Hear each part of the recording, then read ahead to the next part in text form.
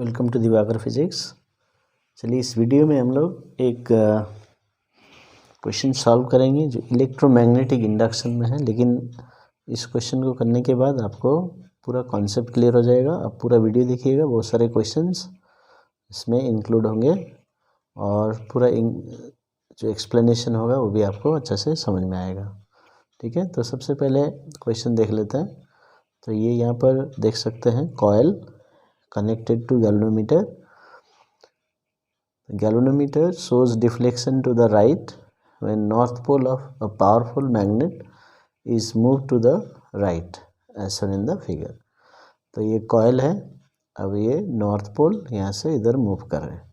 ठीक है, अभी यहाँ पर बता था गैल्वेनोमीटर शोज डिफ्लेक्शन।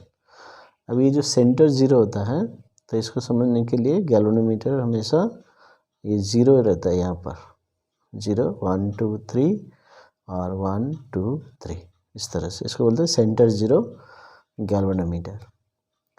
अभी जब हम नॉर्थ पोल को ये मूव कर रहे हैं तो यहाँ पर डिफ्लेक्शन दिखा रहा है राइट में, तो इधर डिफ्लेक्शन दिखा रहा है। तो इस बेस में कुछ क्वेश्चन सॉल्व कर लेते हैं। ठीक है, तो पहला क्वेश्चन है, why does the deflection occur in the galvanometer. तो ये डिफ्लेक्शन क्यों आ रहा है? ठीक है, तो इसका कारण क्या है? तो इसका कारण ये है कि जब हम नॉर्थ पोल मूव करेंगे या मैग्नेट को इसके पास में लेके आएंगे, तो अभी देखिए डिस्टेंस कम हो रहा है। ठीक है, डिस्टेंस कम होगा तो इसका मैग्नेटिक फील्ड बढ़ जाएगा इसके यहाँ पर कॉइल्स में, और मैग्नेटिक फील्ड बढ़ने के कारण फ्लक्स चेंज होगा।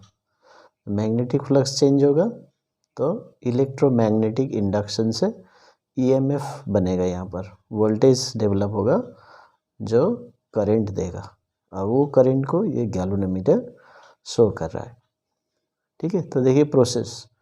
सो when we move north pole and there is change in magnetic flux due to which there is electromagnetic induction and current is induced in the coil. बस इतना ही लिखना है। लेकिन आप जब भी डिवीजन टाइप आंसर लिखेंगे तो आपको क्या करना है कि जो topic, concept, technical terms, technical expression आपको यूज़ करना है। तो यहाँ पर क्या क्या है technical terms, change in magnetic flux, ठीक है, और electromagnetic induction, induced current, induced EMF और इंड्यूस्ड करंट। तो ये चीज़ लिखना है आपको। तो चेंज इन मैग्नेटिक फ्लक्स आपका आंसर में होना चाहिए, इलेक्ट्रोमैग्नेटिक इंडक्शन आपके आंसर में होना चाहिए, और इंड्यूस्ड ईएमएफ या इंड्यूस्ड करंट आप लिखेंगे।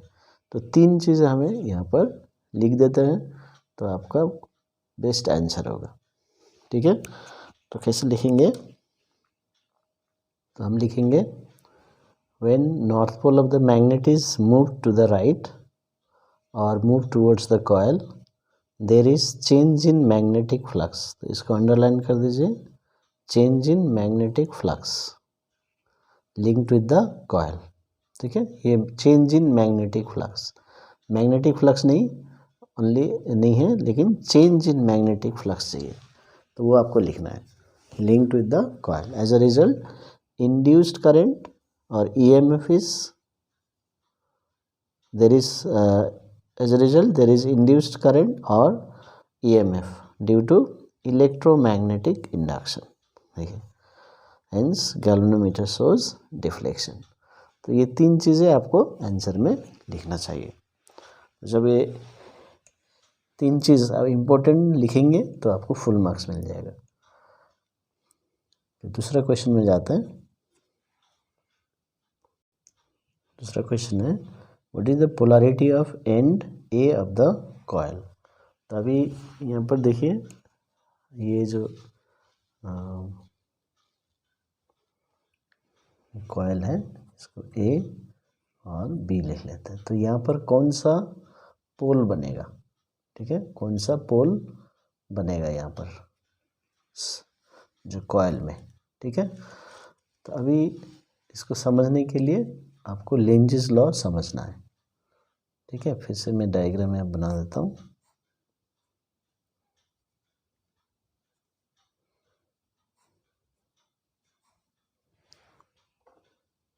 अभी लेंजेस लॉ बताता है कि यहाँ पर करंट इस तरह से फ्लो करेगा, ठीक है। तो यहाँ पर इस तरह से करंट फ्लो करेगा और जो पोल बनाएगा यानी कि नॉर्थ पोल या साउथ पोल बनाएगा, तो वो क्या करेगा, ये नॉर्थ पोल को रिपेल करेगा। क्यों? तो लेंजेस लॉ बताता है कि the current flows such direction that it opposes the cause producing it. तो इसका मतलब यहाँ पर करंट क्यों होगा? अभी हमने देखा फर्स्ट क्वेश्चन में गैल्वेनोमीटर डिफ्लेक्शन दिखाता है क्योंकि यहाँ करंट डेवलप हुआ ड्यू टू इलेक्ट्रोमैग्नेटिक इंडक्शन। तो यहाँ पर करंट इस तरह से फ्लो करेगा कि ये जो कॉज है यानी कि जिसके ज़रिए ये करंट बनता है उसको अपोज करेगा। अभी यहाँ पर करंट क्यों बन रहा है? Change in flux. क्यों फ्लक्स चेंज हो रहा है? क्योंकि नॉर्थ पोल इसके तरफ आ रहा है, ध्यान दीजिए, नॉर्थ पोल आ रहा है, तब इसको अपोज करना है। इसका मतलब इसको वापस भेजना है यानी कि रिपेल करना है, दूर भेजना है, because is coming towards the coil. अभी दूर भेजना है, जो भी प्रोसेस है उसका अपोजिट लेना है, ठीक है। तो अभी दूर भेजना है, तो नॉर्थ पोल को दूर कैसे भेजेंगे? यदि यहाँ पर नॉर्थ पोल डेवलप होगा तभी ये नॉर्थ पोल रिपेल करेगा, फिर ये इसको अपोज करेगा अकॉर्डिंग टू लेंजेस लॉ। तो इसलिए यहाँ पर कैसा होगा पोल? North pole. तो आपका आंसर हो जाएगा नॉर्थ पोल, ठीक है। तो दूसरा एंड साउथ हो गया।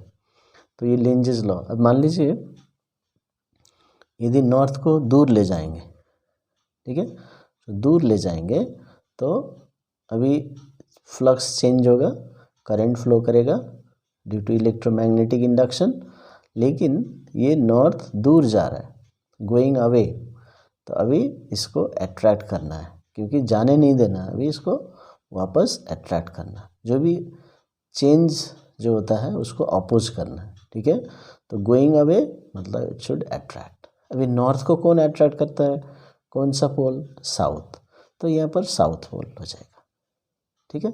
तो ये हो गया लेंजेस लॉ का एप्लीकेशन, और कैसे करंट का डायरेक्शन हमें देखना है अभी, और उससे पोलैरिटी भी हम समझ सकते हैं। अभी यहाँ पर नॉर्थ पोल तो हो गया। अभी what is the direction of current यदि बोलेगा, है ना, what is the direction of current. तो देखिए क्वेश्चन है what is the direction of current at the end A when viewed from the end A, ठीक है। तो यहाँ पर किस डायरेक्शन में करंट होगा आपको लिखना है, क्लॉकवाइज या एंटी क्लॉकवाइज।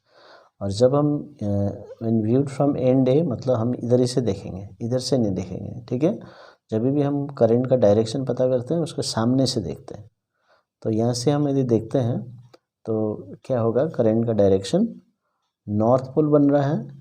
लेंजेस लॉ से हमने देखा नॉर्थ पोल बनना है, और नॉर्थ पोल बनने के लिए क्या होता है, direction of current is anti clockwise यहाँ से, ठीक है। तो यानी कि इस तरह से आएगा एंटी क्लॉकवाइज।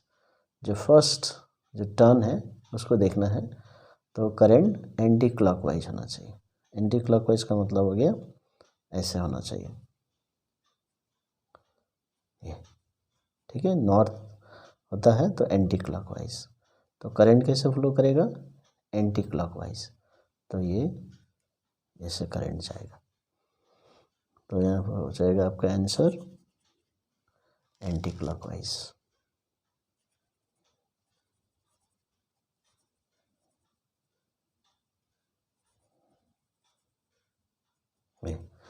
समझ में आ गया। तो हमने देखना है कि ये रिपेल करेगा ना अट्रैक्ट करेगा। इसको जब इधर आ रहा है तो इसको रिपेल करना, अपोज करना। अपोज करने के लिए नॉर्थ पोल आ रहा है तो नॉर्थ पोल ही बनेगा, और नॉर्थ पोल के लिए एंटी क्लॉकवाइज होना चाहिए, तो करंट हो जाएगा एंटी क्लॉकवाइज डायरेक्शन, ठीक है। तो अगला क्वेश्चन में जाते हैं। तो which law can be applied to find the direction of current. तो आपका आंसर हो जाएगा लेंजेस लॉ।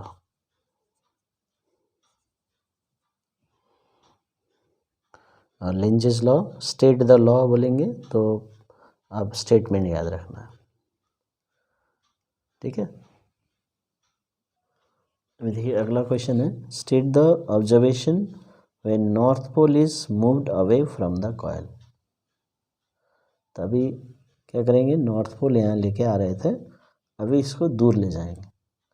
अभी देखिए दूर जब ले जाते हैं तो इस कॉइल और मैग्नेट का डिस्टेंस बढ़ जाएगा, जिसकी वजह से मैग्नेटिक फील्ड कम होगा और फ्लक्स चेंज हो जाएगा, और फ्लक्स चेंज होने से फिर करंट आएगा। लेकिन अभी देखिए नॉर्थ पोल दूर जा रहा है तो इसको जाने नहीं देगा। सो लेंज़ लॉ याद रखना है, इट अपोजेस द कॉज। तो जो हो रहा है जिसकी वजह से करंट बनता है वो उसका अपोज करेगा। अभी नॉर्थ पोल जाता है तभी करंट बन रहा है, तो इसको जाने नहीं देगा, अपोज करेगा। तो इसको नॉर्थ पोल को अट्रैक्ट करना है। अभी नॉर्थ पोल को कौन पोल अट्रैक्ट करता है, साउथ, है ना। तो इसका मतलब है यहाँ पर साउथ पोल बनेगा। अभी साउथ पोल के लिए फिर क्लॉकवाइज डायरेक्शन, ये क्लॉकवाइज डायरेक्शन, तो क्लॉकवाइज डायरेक्शन बनेगा। तो इसका उल्टा बन गया, पहले एंटी क्लॉकवाइज था।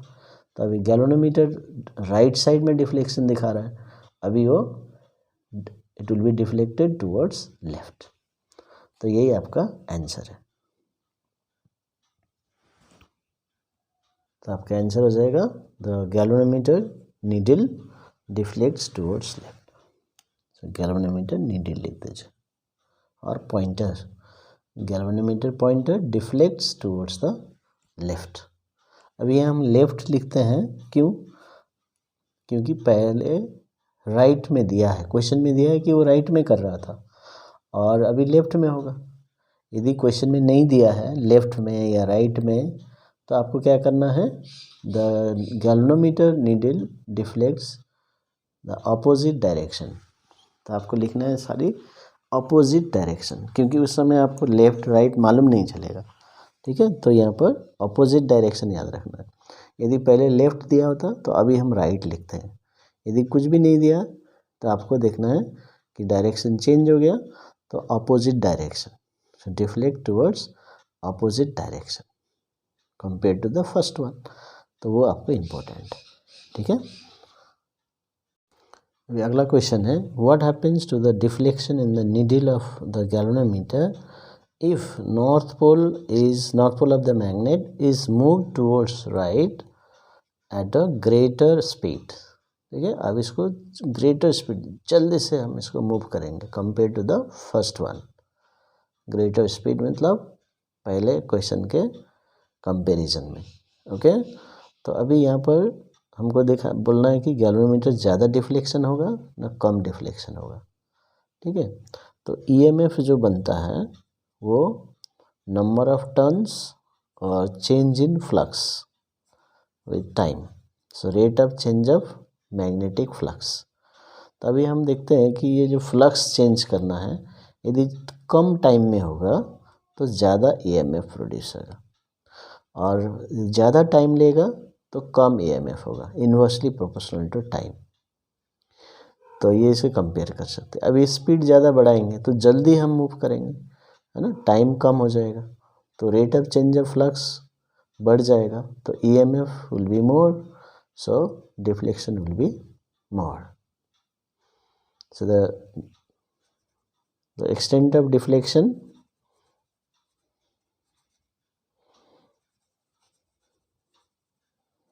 इंक्रीजेस।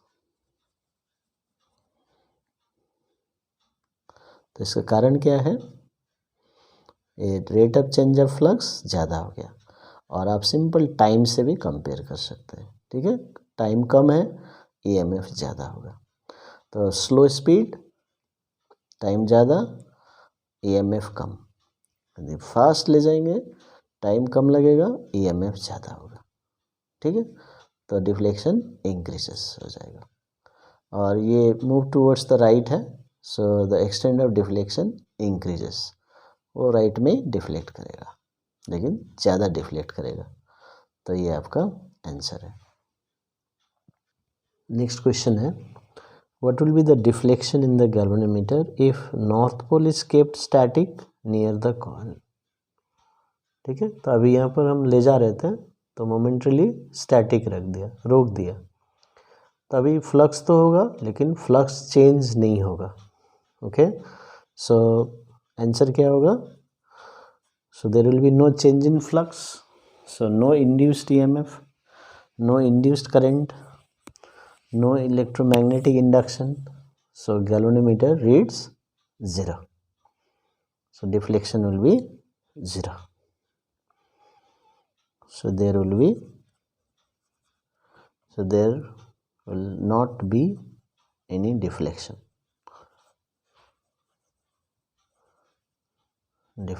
in the galvanometer.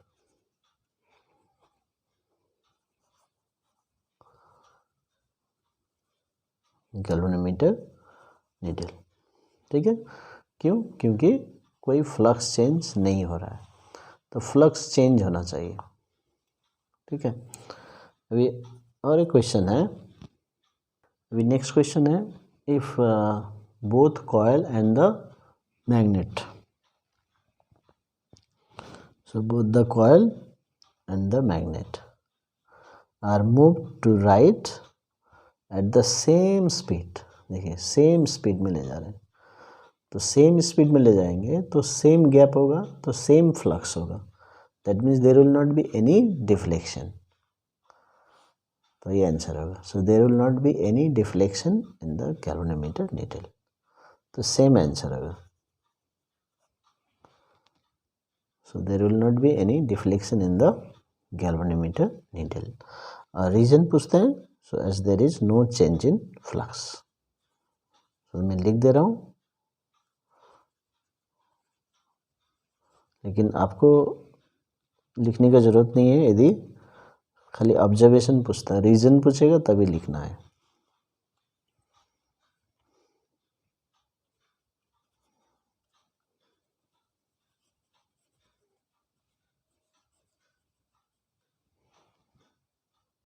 चाहे तो यही रीज़न आप यहाँ भी लिख सकते हैं। तो देखिए यहाँ पर स्टैटिक रखा, जीरो डिफ्लेक्शन, मूवमेंट किया फिर भी जीरो डिफ्लेक्शन, लेकिन यहाँ पर सेम स्पीड में मूवमेंट होने से, ठीक है, यानी कि रिलेटिव स्पीड चाहिए। या आप कॉयल को रखिए स्टैटिक, मैग्नेट को मूव कीजिए, या मैग्नेट रखिए स्टैटिक, कॉयल को मूव कीजिए, तो कभी आपको क्वेश्चन आ सकता है कॉयल मूव करने वाला, तो सेम टाइप क्वेश्चंस, तो आंसर भी सेम ही होंगे, ठीक है। तो रिलेटिव मोशन चाहिए, रिलेटिव मोशन होगा तभी इंड्यूस्ड ईएमएफ होगा।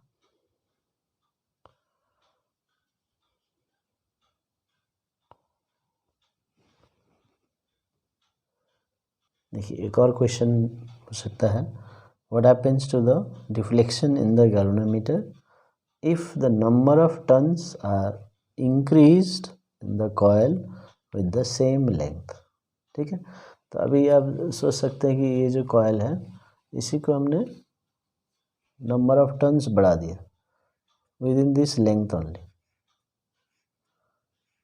ठीक है, इसी लेंथ में नंबर ऑफ टर्न्स बढ़ा दिया, तो नंबर ऑफ टर्न्स बढ़ाने से ये देखिए ईएमएफ ज़्यादा होगा, ठीक है, ज़्यादा एरिया होगा तो ज़्यादा फ्लक्स, ज़्यादा नंबर ऑफ टर्न्स होने से ज़्यादा ईएमएफ होगा, तो ईएमएफ ज़्यादा होगा तो इसका मतलब डिफ्लेक्शन भी ज़्यादा होगा, तो आपका आंसर हो जाएगा the deflection increases in the galvanometer, तो इसका मतलब the extent of deflection will be more, इसे भी लिख सकते हैं डिफ्लेक्शन इंक्रीजेज, ऐसे भी लिख सकते हैं, ठीक है। So thank you for watching my video.